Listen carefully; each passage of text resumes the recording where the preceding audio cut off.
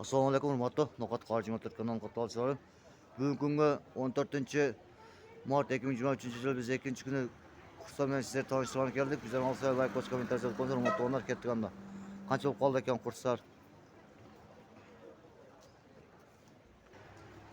Biz Kapital Bank'a geldik. Kapital Bank'ta 87,32 dolar, 93,10 euro, 115 yarım tenge rubil. Mutlu onlar kalanızlar. Rubil sal bugün kotarılıp kaptır.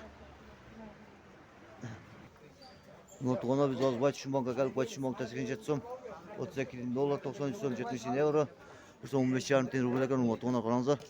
Başçı Bank'ta şunda oldu.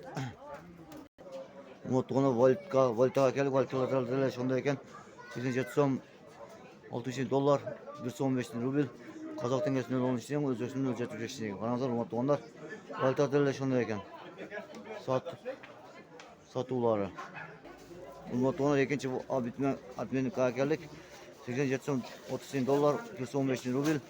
Kazak tengesinde 14 tenge, Özbekiston'da 75 tenge. Kalanızlar. Bu notunu Başçı Bank'a geldik. Başçı Bank'ta telefon ekan 87,30 dolar, 93,80 euro, 115 yarım tenge rubil ekan. Notunalar kalanızlar.